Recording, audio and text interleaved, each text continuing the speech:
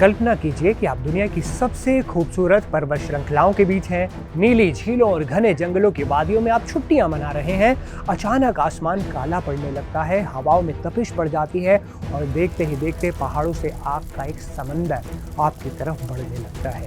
ये किसी फिल्म का सीन नहीं है, बल्कि इस वक्त अर्जेंटीना के जंगलों में जो हो रहा है वो साक्षात कयामत जैसा है। हजारों पर्यटक अपनी जान बचाकर भाग रहे हैं और वहां का स्वर्ग कहा जाने वाला इलाका अब राख के ढेर में बदल रहा है। आखिर अर्जेंटीना के इन शांत जंगलों में ये आग कैसे लग गई? क्या इसके पीछे सिर्फ प्रकृति का हाथ है या इंसान की कोई बड़ी गलती, लापरवाही? आज के इस वीडियो में हम अर्जेंटीना के पाटागोनिया में मचे इस तांडव की पूरी कहानी विस्तार से जानेंगे। नमस्ते, मैं हूं असीम और आप देख रहे हैं NDTV इंडिया।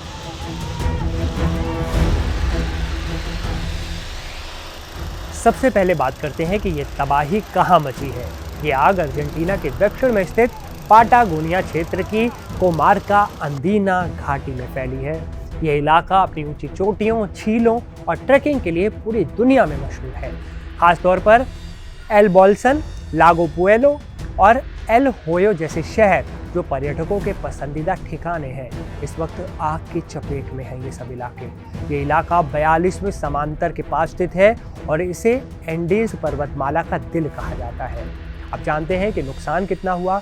सोमवार से शुरू हुई ये आग अब तक 3000 हेक्टेयर से ज़्यादा वन क्षेत्र को जलाकर खाक कर चुकी है।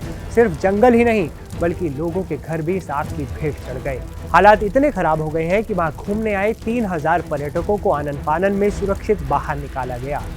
इसके अलावा स्थानीय लोगों को भी अपना घर छोड़कर दूर भागना पड़ा, वो मजबूर हो गए। साल 2026 की ये पहली सबसे बड़ी प्राकृतिक आपदा अर्जेंटीना में मानी जा रही है, जिसने हड़कंप मचा दिया है। अब सवाल ये उठता है कि ये आग इतनी भयानक कैसे हो गई? तो इसके पीछे 3 मुख्य कारण हैं: भीषण सूखा, तेज हवाएं और गर्मियों का मौसम। अर्जेंटीना में इस वक्त गर्मियों का मौसम चल रहा है और दिसंबर से मार्च के बीच वहां तापमान काफी बढ़ जाता है।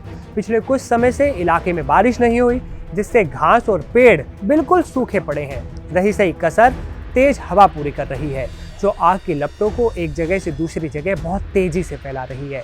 धुएं के विशाल गुब्बारों ने दृश्यता इतनी कम कर दी है कि जमीन पर काम कर रहे बचाव दल को कुछ भी दिखाई नहीं दे रहा। इस आग को रोकने के लिए अर्जेंटीना की सरकार ने अपनी पूरी ताकत झोंक दी है। 350 से ज्यादा फायर फाइटर्स जमीन पर मोर्चा संभाले हुए हैं, लेकिन पहाड़ी इलाका होने की वजह से वहां पहुंचना बहुत मुश्किल हो रहा है। इसलिए हवाई मदद भी ली जा रही है। इसमें हेलीकॉप्टर्स, एम्फीबियस प्लेन और एयर टैंकर्स का इस्तेमाल हो रहा है। सिर्फ इतना ही नहीं, बचाव कार्य में पिकअप ट्रक्स, मोटरसाइकिलें, टैंकर ट्रक और बुलडोजर जैसी भारी मशीन भी लगाई गई है। अर्जेंटीना के राष्ट्रीय अग्निशमन प्रबंधन सेवा ने देश के मध्य और दक्षिणी हिस्से के 8 राज्यों में रेड अलर्ट भी जारी कर दिया है।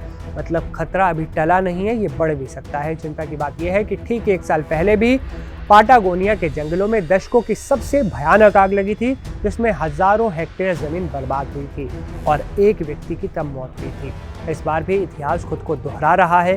क्या हम जलवायु परिवर्तन के उस दौर में पहुंच चुके हैं जहां हर साल हमारे जंगल ऐसे ही जलते रहेंगे? क्या इनको बचाने के लिए कोई उपाय नहीं किया जाएगा? अर्जेंटीना की ये आग सिर्फ एक देश की समस्या नहीं है, बल्कि पूरी दुनिया के लिए एक चेतावनी है। क्या इंसान और मशीनें मिलकर प्रकृति के इस गुस्से को शांत कर पाएंगी? ये देखना अब सबसे जरूरी होगा।